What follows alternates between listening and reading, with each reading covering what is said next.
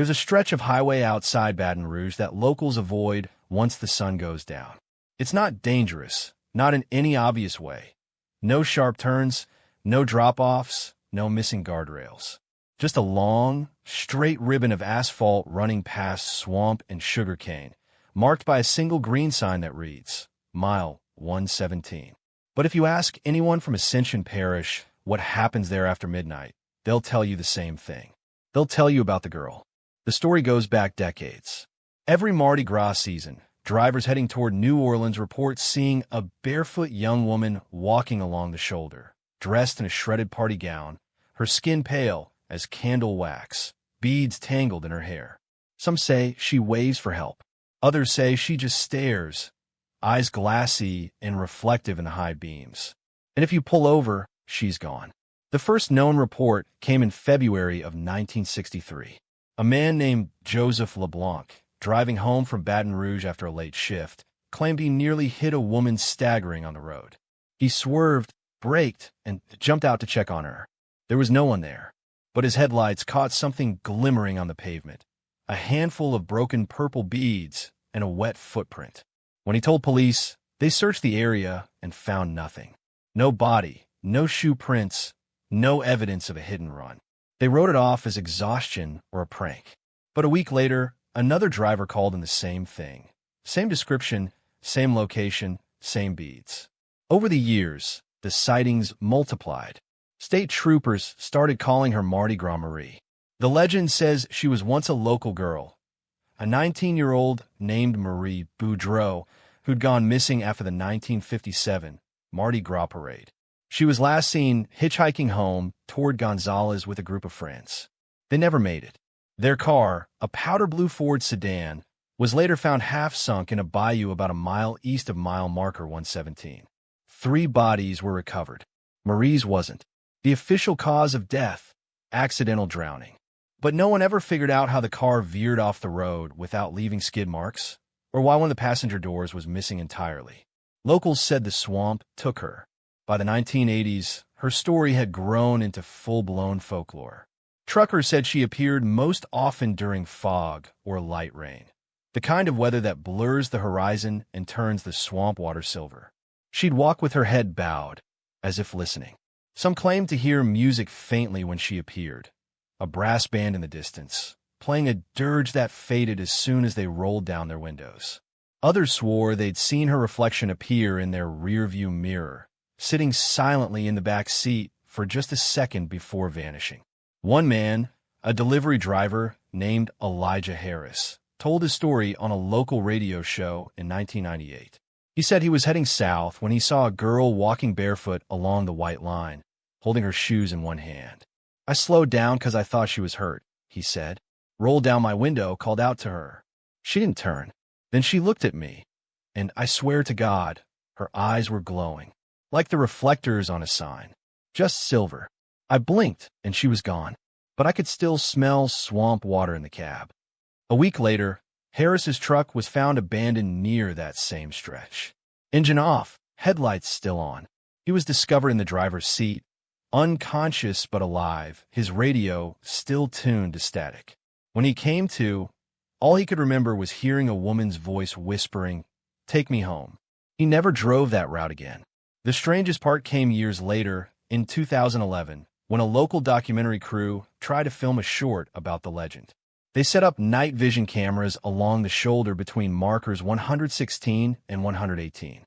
Around 2:14 a.m., one camera picked up a brief flicker, a pale figure stepping out of the fog, head tilted, beads dangling from her fingers.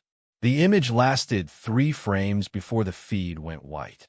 When they reviewed the audio, they caught a faint sound in the static, a single trumpet note, stretched and distorted like the start of a funeral march. Some say it was radio interference. Others think they caught something older, the echo of that Mardi Gras parade still looping somewhere out there, lost between worlds. And then there's the theory from locals that ties it to an actual historical event. A bus crash near that same area in 1959 that killed a group of young performers heading to New Orleans. The investigation found that fog had reduced visibility to 0, causing the driver to miss a turn. What's interesting is that the accident site was exactly 300 feet from mile marker 117. And among the wreckage, police found a single pink dress shoe, size 6. No owner was ever identified. Now, residents of Ascension Parish say that on humid nights before Mardi Gras, you can sometimes see flickering lights in the swamp, like lanterns or fireflies moving in a straight line, following the road. Some think they're reflections from distant houses. Others say they're Marie and her friends, still walking home through the fog, still trying to reach a destination that no longer exists. Truckers who pass that stretch in February sometimes leave offerings on the roadside. Beads, flowers, even unopened cans of beer. Most vanish by morning, though no animals ever seem to touch them. And if you're unlucky or lucky, depending on what you believe, you might catch sight of her too. A pale girl in a torn dress, walking barefoot down the shoulder, her eyes shining just enough to catch your light. She won't speak. She won't wave. But if you stop the car and step out into the mist, you might hear the faint rhythm of a distant parade, the soft sound of drums echoing from a bayou. And maybe, if you listen closely enough, a young woman's voice, carried through the fog, asking in a soft Louisiana drawl, "Can you take me home?" But if you ever hear that question, you're not supposed to answer. Because the next time someone drives that stretch, it might be you they see, walking barefoot, still trying to make it to the end of the road. If you drive Route 9 north from Albany after midnight, there's a point where the trees close in, the radio starts to fade, and the road feels too narrow for how dark it is. That's where locals say you can meet the Reflector Man. He doesn't appear like a ghost in a movie. No mist, no scream, no sudden jump. You just notice movement on the shoulder, a tall, shimmering shape walking with the rhythm of your tires. At first, it looks like a road worker, reflective tape, maybe a vest, maybe a hard hat catching your headlights. But then the figure moves wrong. It's too tall. Its steps are too long. And if you slow down, it slows too. Truckers say the first sightings began in the mid-1990s, when New York's Department of Transportation was redoing the reflective posts along the highway. Crews started finding the poles rearranged every morning, pulled from the ground, re-angled to face the woods instead of the road. At first, they blamed kids or vandals. Then, one crewman working a night shift reported seeing a person standing in the forest line, completely covered in reflector panels, even across the face. He said it looked like a man made of mirrors, half-bent, watching the workers without moving. When they shined lights toward it, the figure stepped backward into the trees, soundless, and vanished. That's when the story started. They called him the Reflector Man, and truckers began reporting strange flashes in their mirrors. Not from their own taillights, but from something pacing them just outside the beam of their headlights. Sometimes the glint would flicker on the guardrails. Sometimes it would crawl along the forest edge, keeping speed. One driver, Harold Dutch Carver, told police in 1999 that he'd been driving from Albany to Saratoga around 3 a.m. when something started matching his truck's speed in the darkness beside him. "I saw flashes," he said, "like somebody running with a flashlight. Except it wasn't light, it was reflection. Thousands of little ones, like he was covered in them. When he turned his head to look, his cab lights flickered, and the reflections vanished." The next morning, state troopers found faint impressions in the shoulder dirt. Long, narrow footprints, as if made by something wearing rectangular shoes. As dashcams became common, more evidence surfaced. Clips uploaded to trucking forums show bursts of light skipping across the highway shoulder, rhythmic, human in pattern. Some drivers swear you can see the outline of a head turned toward the camera for just a second before the image whites out. Still, skeptics have their explanations. They say the Reflector Man is just an optical illusion, light bouncing between wet metal posts, or the reflection of headlights from the opposite lane. Others think it's pranksters wearing reflective gear. But the problem is, the sightings don't always line up at the road. People have seen him far from the highway, standing in fields, by barns, even behind houses near Schuylerville. Always motionless, always gleaming faintly, even on nights without moonlight. The strangest thing is that when he appears, other lights fail. Headlights dim, flashlights cut out. Cell phone screens glitch to black.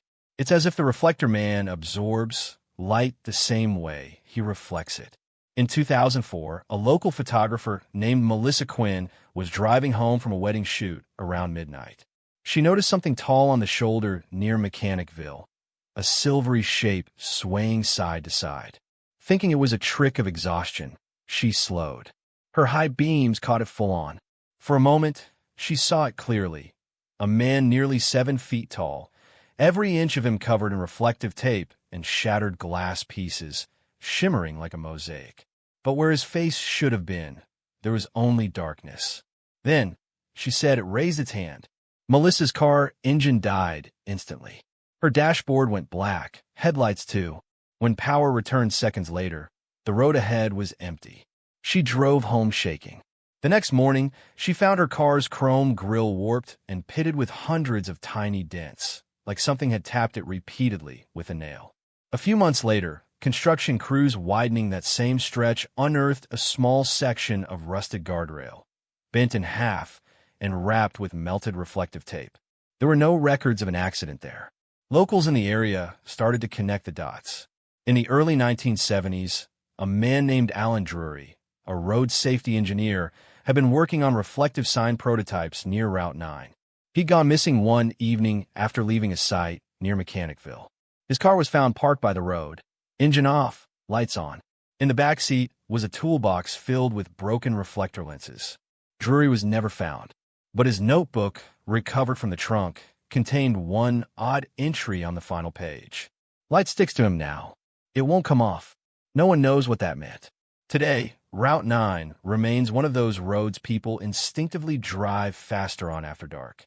Locals say if you want to test the legend, go north from Albany at exactly 12:37 a.m. and keep your headlights on low beam. At mile 208, look to the tree line. You might see faint flashes between the trunks, like eyes blinking or glass shifting. And if you slow down, you might notice the reflections start to pulse in rhythm with your engine. Some drivers report that their mirrors flicker with their own taillights. Then, for one impossible instant, they see another set of taillights behind them, perfectly mimicking their every move. They say that's when you're being followed. A few claim that if you pull over, the reflections will stop ahead of you, maybe 30 feet down the shoulder. You won't see the figure directly, just the outline shimmering faintly in the dark. And if you flash your high beams 3 times, the reflection flashes back. Only once. It begins to walk toward you. No one who's done that more than once has ever stopped on Route 9 again. Now, people say the reflector man isn't a ghost or a prank. He's something else. A remnant of all the light that's ever hit that road. The glint of every headlight, every signal, every warning sign. An echo of every driver who's ever looked away for a second too long. Because on Route 9, light never really disappears. It just finds somewhere to hide. And if you happen to catch it moving in the corner of your eye, you might realize it's been watching you back the whole time. There's a place along Interstate 80, somewhere between Winnemucca and Battle Mountain, that long-haul truckers whisper about in truck stops. They call it Exit 182. Only, there is no Exit 182. The nearest sign reads Exit 181 to Golconda and Exit 183 to Mill City. But for reasons no one can explain, people still report taking an unmarked off-ramp that appears in the fog, the rain, or sometimes under the orange haze of desert moonlight. They say it looks ordinary at first, cracked asphalt, faded yellow lines, a lonely gas station at the bottom of a hill, a single canopy light flickering, a phone booth. But the odd thing is, when they try to drive back onto the interstate, the road doesn't lead where it should. It loops. The first account on record came from Don Parker, a truck driver with 30 years on the road. In 1982, he radioed dispatch saying he was pulling off for gas. His log showed he exited at 2:27 a.m. near Golconda. When he checked in again an hour later, he sounded disoriented. He said he couldn't find the on-ramp. Everything looked familiar. Same diner, same gas station. But when he circled back, the entrance to the interstate was gone. Dispatch lost contact for 43 minutes. At 4:12 a.m., Parker called back shaken. He claimed he'd found his way to Battle Mountain. but his odometer read only 4 miles traveled. He refused to talk about it afterward. A year later, his rig was found abandoned near the same area. The cab door was open, the CB still hissing with static. No sign of Don Parker was ever found. The Nevada Highway Patrol dismisses the story, of course. The desert does strange things at night. Mirages, disorientation, long stretches with no visual anchor. Still, the reports keep coming. In the late 1990s, a family heading west for a ski trip told police they'd taken a wrong turn after missing a rest stop. The father described an exit with no number, just a small sign that said Eastgate Service. They pulled in to refuel, but the station was empty. No attendant, no pumps, no vehicles. Only the flicker of fluorescent lights inside the building. When the father tried to start the car again, the engine wouldn't turn over. Then his wife said she saw movement in the convenience store, someone standing behind the counter, watching them. They left the car and ran. When a tow truck arrived hours later, the driver found them parked beside the main highway, keys still in the ignition, doors locked from the inside. The gas station? No record of it ever existing. Over time, the legend evolved. Truckers began calling it the exit that isn't there. Some say it's a mirage, others a leftover military experiment. A few claim it's a government facility disguised as a rest stop, visible only under certain conditions. But one story stands apart from the rest. In 2013, a man named Victor Alvarez, a long-distance courier, uploaded dashcam footage to an online forum for truckers. The timestamp showed 2:44 a.m. He was heading westbound on I-80 when a green reflective sign appeared ahead. Exit 182, Golconda Ridge, which doesn't exist on any map. He turned off, thinking it was a new truck stop. The footage shows his headlights illuminating a dirt road and a small, weather-beaten gas station. The canopy light flickers twice, then steadies. Alvarez slows, mutters something about the pumps being old school, and the video cuts to static. When the footage resumes 46 minutes later, he's back on the highway, except the dashboard clock now reads 4:19 a.m. The last thing heard before the video ends is Alvarez whispering it was still running. No one knows what he meant. When police examined the dashcam, the internal GPS showed a 12-mile section of missing data. 2 weeks later, Alvarez disappeared on another run. His truck was found idling near the same stretch. The odometer showed only 6 miles since his last fuel stop, but the tank was half empty. Locals who've lived in that desert long enough say the terrain itself doesn't make sense. Travelers report the same landmarks: a rusted billboard, a dead cottonwood tree, an abandoned diner, repeating at odd intervals. Some drivers have even reported seeing their own taillights ahead of them, as if the highway folds back onto itself. And then there are the radio reports. Every few months, CB channels in the area pick up a looping transmission, a female voice repeating the same message. Eastgate open. Returning vehicles at 0400. No one's been able to trace the source. A retired Nevada DOT worker named Calvin Reese once admitted he remembered a project in the early 1970s involving a temporary access road for construction vehicles near mile marker 182. The road was paved, used for a few months, then sealed off. But he swore that every few years, a new layer of asphalt would appear there overnight, smooth, black, fresh. No crew ever took credit. In 1998, he drove out there himself. He said the ramp was still there. I went down that thing about half a mile, Reese told a local paper. Then it split into 3 roads, all identical. I tried one, came back around. Tried another, came back around again. On the third, there was a gas station. Looked open. But when I got close, the lights went out. He left and never went back. If you talk to truckers today, they'll tell you the key detail, the loop. Everyone who's found the exit says the road doubles back on itself, but the signs never repeat. They change. One time, it's Eastgate Service. Another, Redfield Station. Another, just a faded word, return. No matter how many turns you take, you always end up back at the same gas station, the same flickering canopy light, the same sense that something's waiting inside. And if you wait long enough, a car will pull in behind you. An old sedan, headlights dim, driver's silhouette motionless. But when you blink, it's gone. Paranormal researchers have tried to triangulate the location using GPS logs and dashcam timestamps, but the coordinates never align. Each sighting places the exit a few miles apart, as if it drifts. There's one final pattern, though, carved into every story: the time. Nearly every report happens between 2:40 and 3:10 a.m. Locals call it the loop window. During that time, even Google Maps has been known to glitch. Satellite imagery briefly shows an off-ramp shaped like a spiral, leading into nowhere before refreshing back to normal. So if you ever find yourself driving I-80 through Nevada in the small hours, and you see an exit sign that doesn't match the map, do yourself a favor. Keep going. Don't take it, even if you're low on gas. Because if you do, you might find yourself driving in circles under a light that never burns out, past a gas station that shouldn't exist, in a place that doesn't remember you when you leave. And if you ever make it back to the highway, check your clock. If it's still ticking forward, you were lucky. If it's not, then maybe you never really left. Somewhere along the eastern stretch of the Pennsylvania Turnpike, near the abandoned Sidling Hill Tunnel, truckers whisper about a toll booth that doesn't exist on any map. They say it appears late at night when fog rolls down from the mountains, and the highway seems to stretch on forever without a single other car. A lone booth, light flickering weakly, and a man inside wearing an old-style uniform from the 1950s.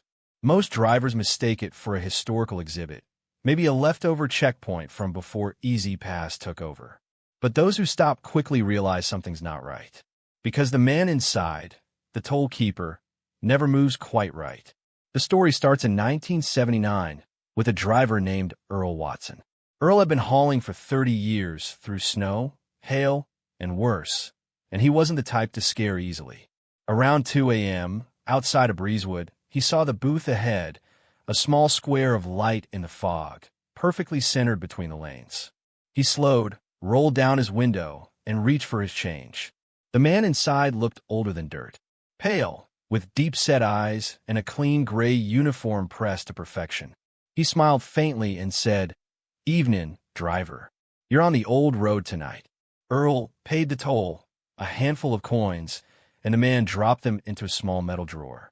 Only, when Earl looked down, the drawer was filled with silver coins, all dated before 1960. He looked back up, but the booth was empty. The light flickered once, twice, then went dark. When he reached the next toll plaza, he asked about the small booth back up the road. The attendant looked confused. "There hasn't been a toll station there since 1953, she said. Over the decades, reports trickled in. A booth that appeared, took payment, and vanished. A uniformed man who sometimes saluted as you passed. By the 1990s, the stories had merged into one enduring legend, the toll booth keeper. Sometimes drivers said he would wave you through, smiling, if you nodded respectfully. Other times, he'd ask strange questions before letting you pass. Do you know what day it is? Are you sure you're heading the right way? Who's riding with you tonight? One trucker swore that when he glanced at his rearview mirror after passing, there was someone sitting in his passenger seat, a figure in a cap and uniform, staring straight ahead.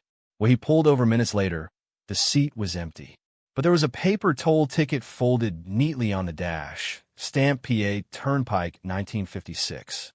Historians say the Pennsylvania Turnpike once had dozens of toll booths manned by rotating crews. One of those was Booth 9, near the abandoned Laurel Hill exit. In November of 1957, a storm hit the region. Flooding washed out part of the road, stranding one night attendant inside the booth. His name was Henry Pritchard. When rescue crews finally reached the site, the booth was half buried in debris. Henry's body was never found. All that remained was his metal coin drawer, still filled with silver change. The section of highway was later rerouted and modernized. But ever since, drivers claimed to see Henry still working his shift, collecting tolls from those who passed through his stretch of road. The most chilling modern case came from a rideshare driver named Lisa Corrigan in 2018. She was driving west, returning to Pittsburgh after dropping off a passenger in Bedford. Around 3:30 a.m., her GPS lost signal, not uncommon in that area, and she noticed flashing amber lights ahead. A toll booth. She slowed, expecting easy pass cameras. Instead, an old man stepped forward, holding a metal cash tray. His clothes were spotless, pressed, almost too clean. He smiled politely. "You're on the old road tonight, miss." Lisa laughed nervously, thinking it was some local detour, and handed him a $5 bill. He hesitated, then said softly, "We don't take paper here." She blinked, confused. "What do you mean?" The man looked up, and that's when she saw his eyes. They were cloudy, milky white, like someone who'd spent too long underwater. He took her bill, folded it neatly, and placed it in his drawer. Then he said, "You'll have to make change when you get there." Lisa drove off, shaken. But when she reached the next plaza, the toll collector said her car hadn't been scanned entering at all. There was no record of her passing through any gate. When she looked at the $5 bill later, the ink was faded and the paper was brittle, like something printed 50 years ago. Truckers say if you ever see the toll booth, you should never stop. Keep your foot on the gas and your eyes straight ahead. Because those who hand over money to the old man sometimes don't make it to the next exit. Some vanish completely. Others wake up miles off route, hours missing from their logs. A few have even reported finding old toll tickets tucked into their visors, stamped with a date they weren't alive to see. There's one final story, a strange postscript. In 2022, a turnpike maintenance worker submitted a report to PennDOT describing a decommissioned toll booth that had somehow reappeared overnight near mile marker 143. It wasn't on any maintenance list. The concrete was new, the glass clean. When the crew went to inspect it the next morning, the booth was gone. But in the dirt where it had stood, they found a set of perfectly preserved footprints leading away from the site. Crisp impressions of polished shoes, ending abruptly after 10 paces. So if you're ever driving the turnpike at night and see a lonely booth glowing in the fog, keep your change in your pocket. Don't stop. Don't roll down your window. Because the man inside isn't collecting tolls anymore. He's just waiting for company. Route 50 cuts across the middle of Utah like a scar, long, dry, and so empty they call it the loneliest road in America. You could drive for an hour and not see another car. But every once in a while, someone sees her. They call her the girl in the rear view. The first reports go back to the late 1980s, when a long-haul driver named Marvin Red Ellis was making a nighttime run from Ely to Delta. Around 2 a.m., he saw what he thought was a woman standing on the shoulder. White dress, long hair, barefoot, waving weakly at the passing trucks. He slowed, rolled down his window, and called out. No response. He thought about pulling over, but something about her posture made him hesitate. Her head was tilted too far forward, and her arms didn't move with her steps. As he passed her, his rearview mirror caught her reflection, still standing there, turned toward him now. But what made him slam on the brakes wasn't that she was watching him. It was that she was closer, much closer, like she'd taken 10 steps forward in the space of a second. He floored it, heart hammering, and didn't stop until the next gas station. When he told the clerk what he'd seen, the man just said quietly, "You don't look in your mirrors out here." Over the years, stories about the girl grew. Drivers describe her the same way, pale, thin, barefoot, with a dirty white dress that looked soaked from the waist down. Some said her hair dripped water. Others swore she left footprints that steamed on the asphalt. The weirdest detail? People only ever saw her in mirrors. Never through the windshield. Never directly. One driver, Toby Carlson, said he saw her face reflected in the side mirror of his rig, pressed right up against the glass, smiling. When he turned, no one was there. Another claimed she sometimes appeared in multiple mirrors at once, her image doubling and tripling until she seemed to surround the truck entirely. By dawn, she would fade, but always left something behind, a wet handprint, a faint smell of river water, or a long strand of hair caught in a mirror frame. In the 1990s, a local paper dug into the legend and found a possible origin. Back in 1968, a 19-year-old named Anna Dyer vanished while driving from Austin to Delta after a rainstorm washed out part of Route 50. Her car was later found half submerged in a flooded culvert. The driver's door was open, and her shoes were still inside. They never found her body. The water level receded by morning, But one state trooper's report contained a line that still gives people chills.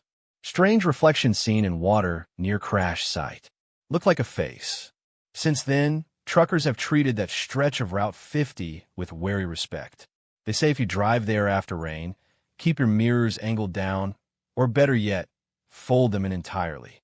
Because once you see her, you might start hearing her too. Light tapping on the glass. A soft, steady breathing from a sleeper cabin. And if you check your mirror again, she'll be closer. A driver named Ralph Henderson told a story on a trucking forum in 2011. He said he'd been fighting to stay awake somewhere west of Scipio when his mirror started fogging up on the inside. When he wiped it clear, he saw the girl, face pale and smiling faintly, like she'd been waiting for him to notice. Ralph swerved, nearly jackknife at his rig. He turned on every light in the cab, heart pounding. The mirror was empty. But when he reached the truck stop an hour later, the night clerk pointed out muddy handprints on the back window of his cab, small, slender, like a woman's hands. He said the prints are on the inside. Some skeptics think it's a form of mirror hallucination, a side effect of exhaustion, light reflection, and the brain's tendency to fill empty space with faces. It makes sense. Route 50 can strip you of perspective after too many lonely miles. But others aren't so sure. Because every few years, another driver disappears along that same stretch. Their rigs are found idling, doors open, headlights still on. And in more than one case, the mirrors were missing entirely, snapped clean off. A Utah Highway Patrol officer once told a journalist off-record that they'd found one mirror from a missing trucker's rig a mile away from his vehicle. Upright, propped against a rock, perfectly clean. When they checked the dash cam footage, the last thing visible was the road behind the truck. Then, for 3 frames, something pale moved in the reflection, and the camera went dark. If you ever find yourself driving Route 50 at night, remember this. Keep your mirrors dirty, your eyes forward, and your lights steady. Because out there, between Ely and Delta, you're not alone. Sometimes, she's already in the mirror before you even realize it. And once you see her smile, you'll never quite trust your reflection again. There's a stretch of I-80 that runs through southern Wyoming, just east of Rawlins, a long, flat nowhere between truck stops and cattle fences. It's windy enough to push an 18-wheeler off the shoulder if you're not careful. And somewhere out there, around mile marker 313, truckers say you might see him. They call him the man at 313, not because he does anything dramatic. He doesn't chase cars or jump in front of headlights. He just stands there, always at the same spot, always facing east. But if you pull over, if you stop even for a second, he starts walking toward you. The first report came in 1982. A driver named Carl Hawk Peterson was hauling cattle through a brutal snowstorm. His CB went dead somewhere past Elk Mountain, and he decided to stop for a quick tire check.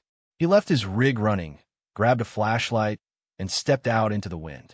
That's when he saw him, a figure standing 50 feet away on the opposite shoulder, coat whipping in the snow. Tall, motionless, just watching. Carl shouted, "You okay, buddy?" The man didn't move. He took a few steps closer, raising the flashlight. The beam caught a flash of metal. Not a badge, not jewelry.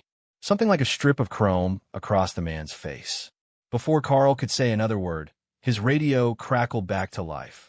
A voice came through, his own co-driver's, screaming his name. Carl turned back toward his truck, heart pounding. When he looked again, the man was gone. The next day, when the snow cleared, he saw the marker sign, 313. Over the decades, drivers started sharing similar sightings. A man in a long, dark coat, standing by the signpost or sitting on the guardrail, never waving, never walking, until you stop. Some described him as clean-shaven, with short hair, like an old service photo. Others said his face looked blurred, like heat rising from asphalt. A few said he wore reflective glasses, or maybe just had eyes that caught the light like mirrors. He's most often seen between 2 o'clock and 4 a.m., when fog from the nearby river drifts across the asphalt. Truckers who've seen him say the air feels heavier there. The wind dies, the road noise fades, and for a moment, it feels like the world just stops. Then, when they start moving again, the man seems a little closer each time they check the mirror. There's one story that really set the legend in motion. In 1999, a driver named Sean Blue Jay Torres was running westbound through Wyoming after midnight.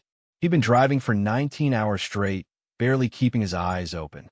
Just past marker 313, his dashboard flickered and the CB hissed with static. Through the fog, he saw a man on the shoulder, hand raised slightly, like he was trying to flag him down. Sean pulled over, thinking it might be a stranded motorist. He opened the passenger window. The cold hit him like a slap. The man stepped closer, too close, and Sean realized he wasn't dressed for the weather at all. No hat, no gloves, no breath showing in the air. Just that long coat and something bright on his collar, glinting in the headlights. Sean said, "Need a lift?" The man tilted his head slowly and said, in a flat, quiet voice, "Already got one." Sean felt something shift inside the cab, like weight settling behind him. He turned around. Nothing there. When he looked back at the road, the man was gone. But the passenger door was wide open. He slammed it shut, threw the truck into gear, and didn't stop until Laramie. When he finally climbed down at a diner, he saw a single wet footprint on the floor mat beside the passenger's seat, bare, human, and facing toward the driver. The Highway Patrol has responded to dozens of calls about a man, near 313 over the years. They've never found him, but they've found signs of something. Footprints in the snow, a half-buried coat button, a section of road salt that melts faster than the rest. One trooper even claimed that his dash cam caught a flicker, a silhouette beside his cruiser, standing just outside the beam of the headlights. The footage cuts off when he steps out of the car. The timestamp on the recording? 3:13 a.m. Locals around Rawlins say it might be the ghost of a hitchhiker killed there back in the 1960s. The story goes that a man named Dale Henley was traveling cross-country to see his fiancée in Cheyenne. His car broke down during a winter storm. A trucker tried to stop, but couldn't brake in time. They found Dale's body 2 days later, frozen upright beside the road, coat open, eyes wide, one arm still raised for help. The exact spot where they found him? Right beside mile marker 313. But others think the man at 313 isn't a ghost at all, more like an echo. Something tied to that endless stretch of highway where time and distance start to blur together. Some say if you stop and listen carefully, you can hear faint static, like a CB transmission, whispering phrases that don't make sense. Still here. Long haul. Don't stop. One driver recorded it once. The sound file was mostly wind and white noise, except for a low male voice that said, "You took the wrong exit." The strange thing? There are no exits between 311 and 315. The most recent encounter happened in 2021, when a snowplow driver radioed in about a man standing in the road at marker 313. By the time police arrived, the road was empty. But they found the plow idling on a shoulder, lights still on, cab door open. The driver's radio was broadcasting a loop of static, and over it, faintly, a voice saying, "You stopped for me." The driver was never found. If you ever find yourself crossing southern Wyoming late at night, you'll know when you're near 313. Your headlights will seem too dim. Your radio will hum softly, even when it's off. And for a moment, you'll get that prickling feeling that someone's standing just outside your window, watching you pass. The rule's simple. The truckers say, don't slow down. Don't look, because once you make eye contact, he starts walking. And no matter how fast you drive, the mirror might still catch him, standing just behind the glow of your taillights, waiting for the next driver who decides to stop. Out in West Texas, where the desert meets the sky and the wind can peel paint off a trailer, truckers tell one story more than any other, a story about 3 rigs that left El Paso one night and never made it to Dallas. They call it the Vanishing Convoy. It happened in the spring of 1983, somewhere along U.S. Route 180, that long, barren stretch where there's nothing but dust, scrub, and mirages dancing on the horizon.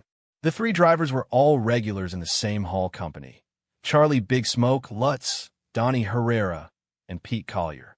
They were hauling identical loads, refrigeration units headed for a plant outside Fort Worth. They left El Paso just after sundown, radios synced to Channel 19, keeping each other awake with the usual banter, music, bad jokes, and complaints about the headwind. By 1 a.m., they'd crossed the Pecos River. By 2:30, they were deep into nowhere. That's when Pete noticed the road start to shimmer ahead. Not from heat, but from something else. A pale blue haze, low to the ground like gas fumes or ice fog. He radioed the others. "You guys see that up ahead?" Charlie came back first. "Yeah, thought my eyes were playing tricks." Donnie laughed. "Probably a refinery leak. Let's punch through, we're burning clock." So they did. The first truck entered the mist and vanished. Then the second. Then the third. They were never seen again. No skid marks. No debris. No tracks leading off-road. The convoy just disappeared somewhere between mile markers 426 and 427. The next morning, Highway Patrol found nothing but 3 patches of melted asphalt. Perfect circles about 10 feet wide, as if something had pressed down on the road with tremendous heat, then lifted away. In the weeks that followed, other drivers started reporting strange things along that same stretch. Headlights appearing in the distance, perfectly spaced, 3 sets side by side, like a convoy formation. But as he drew closer, the lights didn't fade or pass. They just drifted apart and dissolved into the dark. Sometimes, if you were listening to CB Channel 19, you'd hear faint chatter. Static mostly, until a familiar voice would cut through. "Convoy 3 checking in. You got your ears on, boys." Then silence. One driver, Eddie Marks, claimed he heard that exact voice one night in 1991. He was hauling cattle eastbound when his radio lit up Channel 19, even though he hadn't touched the dial in hours. The voice said, "This is Smoke. Anybody got eyes on the way station?" Eddie froze. He knew that name. Big Smoke Lutz had been dead almost a decade. He replied, half joking, "You lost Smoke?" The voice came back, faint and full of static. "Road's gone funny. Sky don't move right. We keep circling, but the mile markers don't change." Eddie pulled over, freaked out, and shut off his radio. When he checked his dash clock, it had jumped ahead 47 minutes. He swore later that he saw taillights up ahead when he got back on the road. 3 of them glowing faint blue in the distance, moving slow but never getting closer. Locals around Kent started calling that stretch the Blue Run. Truckers avoid it if they can, especially after dark. They say the air feels heavier there, like it's pressing down on you. If you drive through with your windows down, you can sometimes hear low voices, not whispering exactly, more like people talking over a CB that isn't yours. The weirdest part? The mile markers themselves. No matter how you measure it, the section between 426 and 427 always comes up short, by exactly 0.3 miles. No one can explain where the missing third of a mile went.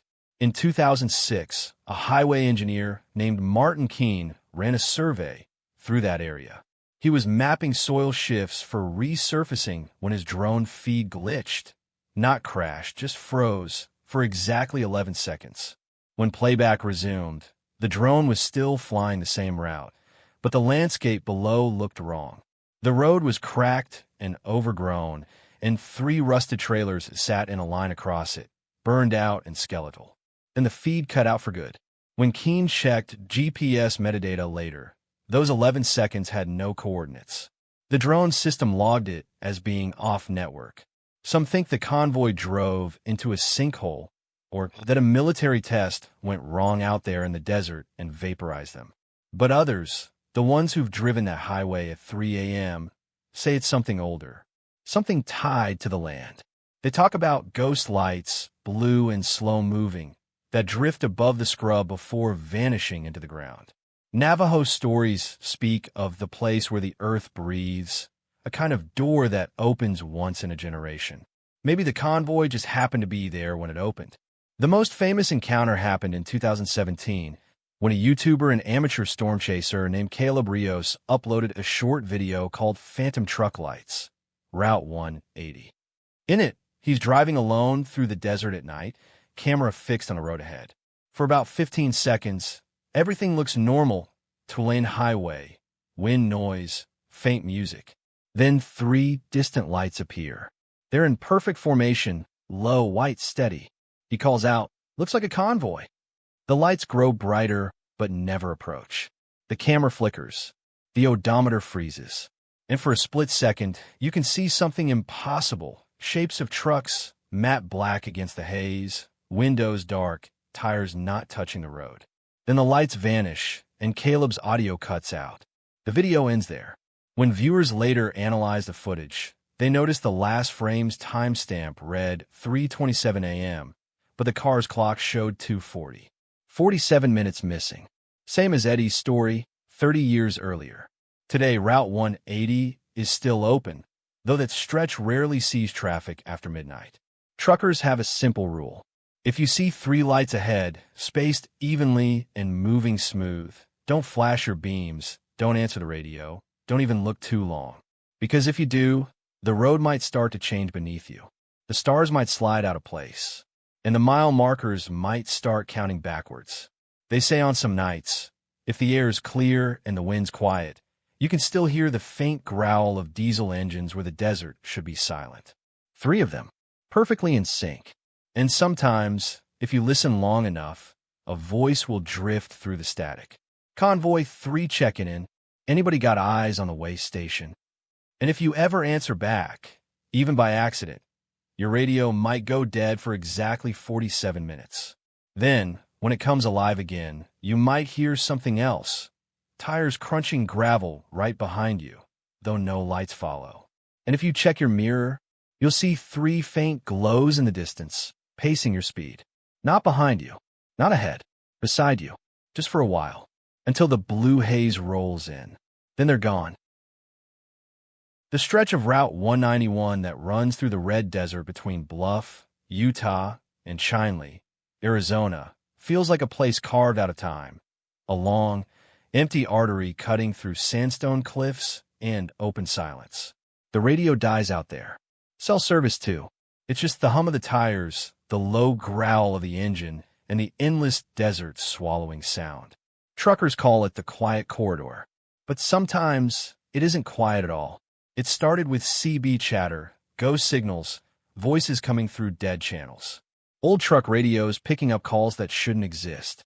They'd fade in and out of static, always the same frequency, channel 19. Always the same tone, desperate, trembling, and out of place. One of the first reports came from a long-haul driver named Terry Mullins, who was hauling copper pipe south toward Cayena in 1971.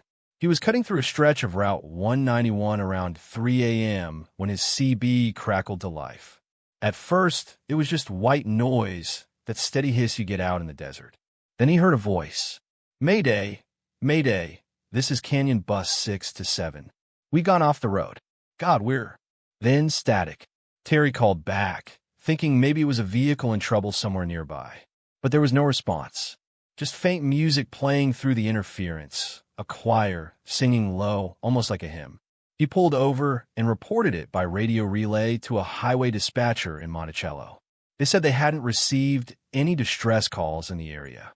But when a search team went out the next morning, they found fresh skid marks just north of Combe Ridge. Tire tracks leading to the edge of a ravine, then nothing. No crash site. No vehicle. Over the next decade, the same signal kept resurfacing. Always on Route 191. Always near the same stretch. By 1973, locals had started to piece together a darker link. 2 years earlier, a charter bus carrying the Winslow Boys Choir had vanished during a winter storm while traveling from Flagstaff to Moab for a church festival. They were last seen refueling near Chinle. The canyon roads flooded that night. For weeks, rescue crews searched the gorges, but the bus was never found. All 18 children, their choir director, and the driver were presumed dead. And that's when the legends began. Drivers said they'd sometimes pick up faint songs on their CBs, just under the static, sounding like church hymns sung by children. Some heard crying. Some heard laughter that dissolved into white noise. Others reported voices calling out names, sometimes their own. In 1988, a highway patrol officer named Janice Reeve documented what might be the most detailed encounter. She was stationed near Blanding when she picked up an emergency transmission on an open band. Again, channel 19. The signal was weak but distinct. This is Canyon Bus 6 to 7. We've gone off the road. We're losing power. Please, if anyone can hear this. She triangulated the signal with another unit and drove south to the coordinates. Nothing but wind and red dust. But her dashcam audio, later analyzed by technicians, captured something faint behind the static. The sound of children singing nearer, "My God, to Thee." The report was filed.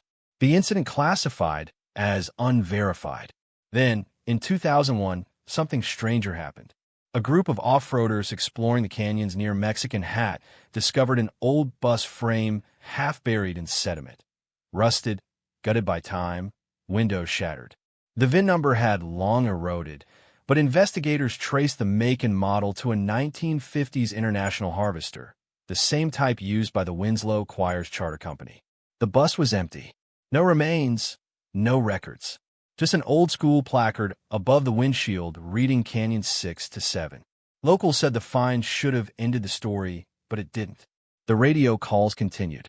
By then, CBUs had mostly died out.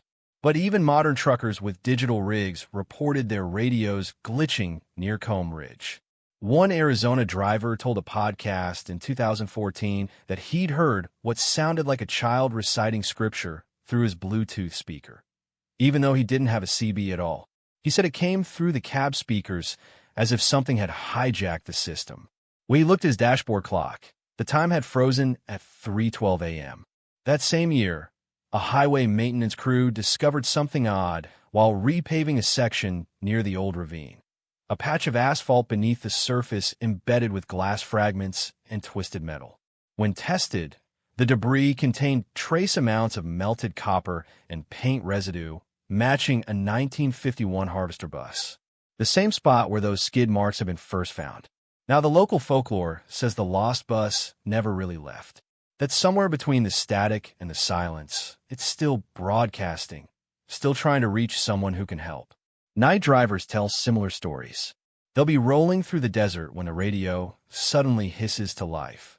Sometimes it's a faint child's voice asking, "Is anyone there?" Sometimes it's an adult shouting coordinates that don't exist on any map.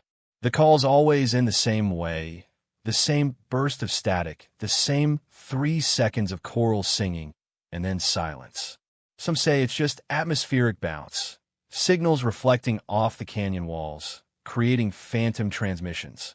Others believe the canyon itself acts like a memory, replaying the final moments of that night over and over, trapped in the electromagnetic hum of the desert. There's one story that keeps resurfacing in trucker circles. A driver known only as Big Red claimed he once traced the signal. His CB lit up near mile marker 73, the familiar distress call, the same panicked voice. He stopped his rig and stepped out with a handheld radio, walking toward the sound. He said it grew louder the farther he went, until it felt like the voice was right beside him. Then he realized something. The voice wasn't coming from his radio anymore. It was echoing from the canyon below. He shined his flashlight into the darkness. Nothing but fog. But faintly, for a few seconds, he saw something glint far below, like the reflection of a windshield catching moonlight. Then it was gone. When he climbed back into his cab, his radio was still on. The frequency had changed by itself. Channel 19 to Channel 6. And from the speakers, faint but clear, came a child's voice. "We never made it home." His CB shut off a second later. Even now, with digital comms and satellite links, drivers still lose signal in that same corridor. Some say their Spotify streams glitch just for a second, and that same choral hum bleeds through. Others claim to hear voices when the desert goes completely still. Highway 191 is still operational, and traffic passes through it daily. But there's one section just north of Mexican Hat where even modern electronics act strange. Compasses twitch, radios hum, and if you listen long enough, the static starts to form words. Local rangers have a saying for travelers passing through that stretch. If the radio starts to talk, don't answer back, because whatever's broadcasting out there isn't looking for a reply. Between San Diego and Sacramento, Interstate 5 stretches for more than 700 miles, a long concrete spine cutting through farmland, mountains, and miles of coastal fog. It's the kind of highway where the monotony itself becomes haunting, The same green exit signs. The same rest stops. The same curve of asphalt rolling endlessly north. But there's one stretch of I-5 near San Juan Capistrano where the repetition breaks, where drivers see something they shouldn't. A man on the shoulder, waving for help. He looks ordinary at first glance, middle-aged, dark hair, brown jacket, jeans. Sometimes he's holding a gas can. Sometimes he's just standing there, motioning for cars to stop. But no one who pulls over forgets what happens next. The first known account comes from October 1982, logged by the California Highway Patrol. A driver named Richard Ortega reported picking up a stranded man around 2 a.m. He said the man claimed his car had run out of fuel just a few miles south and that he needed a lift to the nearest gas station. Richard agreed, figuring it was the decent thing to do. The man climbed into the passenger seat without saying much. He smelled faintly of smoke, like a campfire. His hands were trembling. They drove in silence for a while. Then, as they passed the Ortega Highway exit, the man spoke. "They closed it, burned it to the ground." Richard asked what he meant. The man just smiled slightly and looked out the window. When Richard turned to glance at him again, the seat was empty. He pulled over immediately, heart pounding. The door hadn't opened. The lock was still down. When officers searched the stretch later, they found nothing. No tracks, no vehicle, no sign of fire. But that single incident opened a floodgate. Over the next 4 decades, reports of the man on I-5 surfaced again and again. Always near San Juan Capistrano, always at night, and always the same figure. In 1990, a trucker from Bakersfield radioed the CHP, saying he'd nearly hit someone standing in the slow lane, waving his arms. When patrol arrived minutes later, the highway was empty.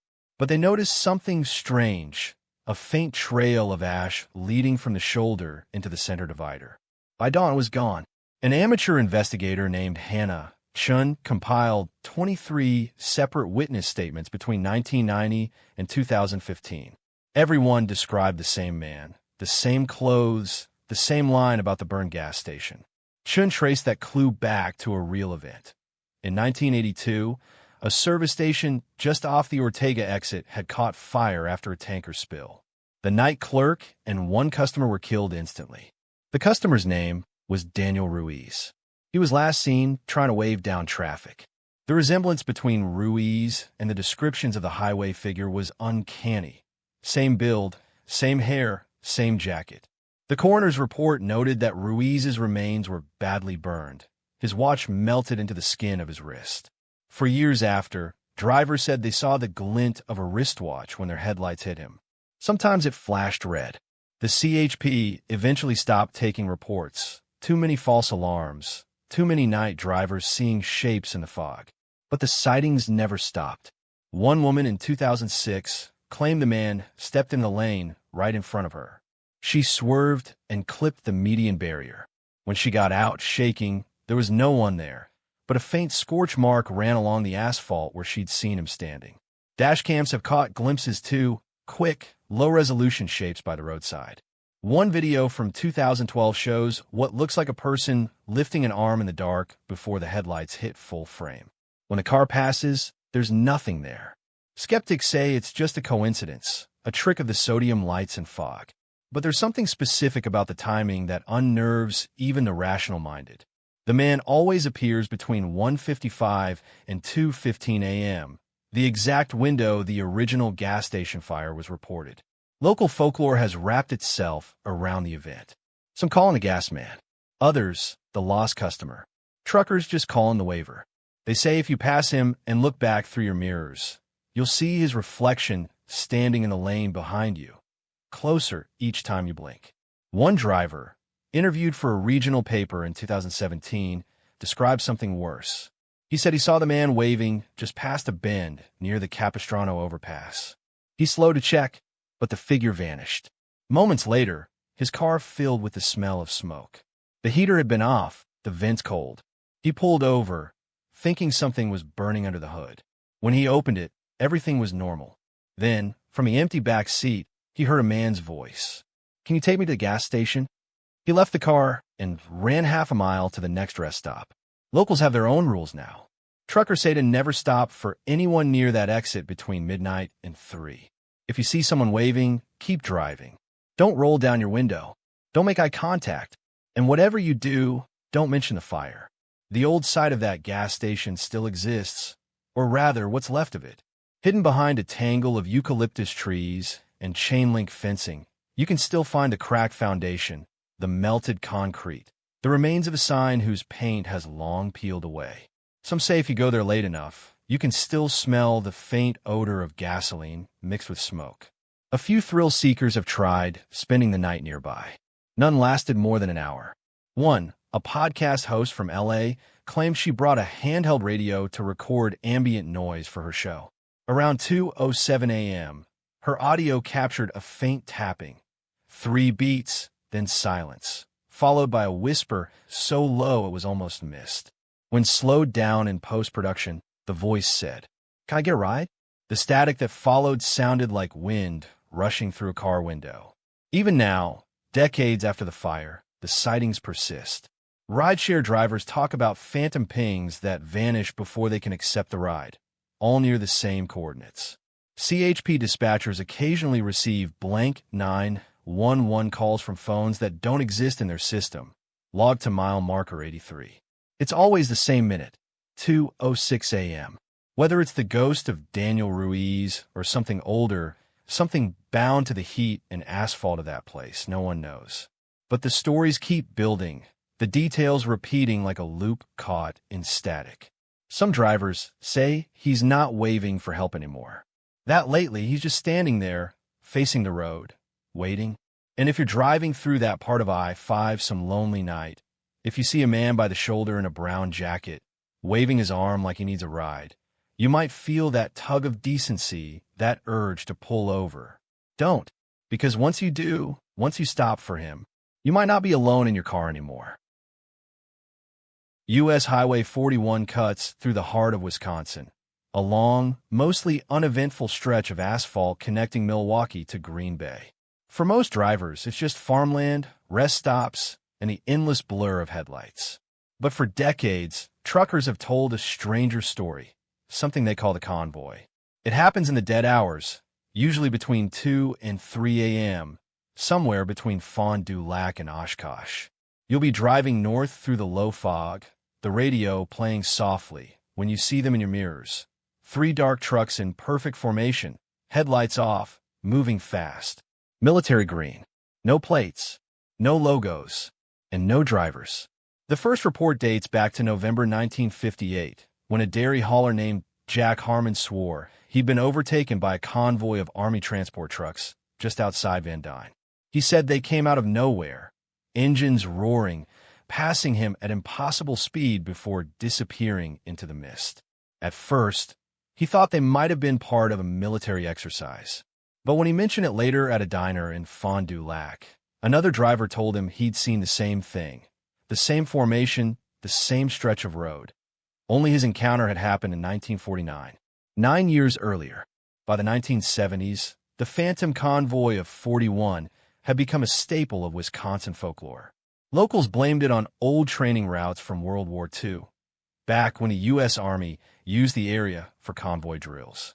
The problem is, no official records show that Highway 41 was ever used that way. Still, sightings continued. Truckers described seeing the 3-vehicle formation materialize out of fog banks, always evenly spaced, always silent, always driving without lights. The lead vehicle was said to be a covered transport truck, the kind used for personnel. The second, a fuel hauler. The third, a command jeep with a mounted radio antenna. Then they'd vanish. One of the most detailed encounters came from a state trooper named Douglas Klein in 1984. He was patrolling southbound when his radar picked up 3 vehicles traveling at 87 miles per hour in the northbound lane. No headlights, no plates. He flipped his cruiser around, activated his siren, and gave chase. But within seconds, the radar went dead. He described watching the taillights dissolve into the fog like embers going out. When he reached the mile marker, there was nothing. No vehicles, no tire marks, no sound of engines fading into the distance. He later wrote in his report, It was like they drove off the edge of the world. A few months later, a construction crew resurfacing that section of highway unearthed something odd. The twisted remains of an old steel barrel stamped with U.S. Army Quartermaster Corps, 1944.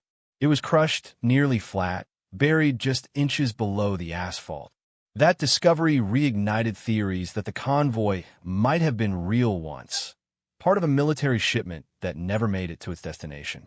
Local historian Mark Sadowski found a possible clue in state archives. A declassified Army memo from April 1945 referencing an incident involving vehicular loss along the Wisconsin corridor. The rest of the report was blacked out. Whatever was lost that night, no official follow-up exists. By the early 2000s, sightings had declined until dashcams brought them back. In 2011, a YouTube video surfaced showing faint headlights in a formation of 3, shot from a northbound semi. The clip lasts only 18 seconds, enough to show the lead vehicle, its outline unmistakably military. Then the lights blink out and the road is empty. Experts called it a hoax. But when someone enhanced the audio, a strange pattern appeared beneath the engine noise. A steady rhythmic pulse, 30 beats per minute, like Morse code. Translators decoded the sequence into a single word: return. In 2014, a local paranormal researcher named Kevin Dorsey attempted to recreate the event by camping along the stretch between Lomira and Oshkosh. He left motion sensors and magnetic field meters running overnight. Around 2:43 a.m., every sensor tripped simultaneously. He caught no footage of trucks, but his audio recorder picked up the low rumble of engines passing, even though the road was empty. The sound lasted 12 seconds, then faded. When he checked his watch, it was exactly 2:45 a.m., the same time listed in Trooper Klein's report 30 years earlier. Now, truckers have their own explanations. Some say it's a time echo, a replay of that lost military convoy trapped in a loop, still trying to reach its wartime destination. Others think it's a government cover-up, a secret transport that went wrong, erased from records, but not from the road itself. A few insist it's something else entirely. They say if you see the convoy in your rearview mirror, you should never try to pass them. Don't flash your lights. Don't honk, because if you get too close, your electronics will fail. Engine, lights, radio, everything dies at once. And when power returns, you'll be alone again, except your odometer will read 20 miles higher than before. In 2018, a delivery driver for a food distributor reported something that still circulates in trucking forums. He said he was heading north near Neenah when the fog thickened, so dense his GPS went blank. Then he saw lights ahead, 3 sets, perfectly spaced, moving in unison. Thinking it was a military escort, he slowed to keep distance. But as his high beams swept over the convoy, he realized there were no license plates. The metal was dull, colorless, and there were no visible drivers through the windshields. Then he noticed something worse. The convoy wasn't reflecting light at all. It was absorbing it. He pulled over and killed his engine. The sound of the trucks kept going, fading north. He turned the key to restart his rig. Nothing. Dead battery. When he finally got it to turn over, his GPS came back online. The timestamp showed it was 3:08 a.m. He'd lost exactly 23 minutes. He said the last thing he heard before his radio died was a faint voice, distant and hollow, saying, "Convoy 7, we're off course." Even today, locals driving that stretch late at night sometimes report seeing a brief glint in their mirrors, like headlights catching up. They'll glance again, nothing there. But sometimes, if the fog's just right, you can hear it. 3 engines humming low, synchronized, moving through the dark with no lights and no destination. The same route, the same pattern, repeating for nearly 80 years. Some say it's a glitch in history. Others, a ghost of war that never ended. But whatever those trucks are, or were, they don't seem ready to stop. If you're ever driving north on Highway 41 past Fond du Lac around 2:30 in the morning, and you see 3 pairs of faint lights forming in your mirror, just keep your eyes forward. Don't follow. Don't look too long, because once the convoy notices you, it might decide you're supposed to be part of it.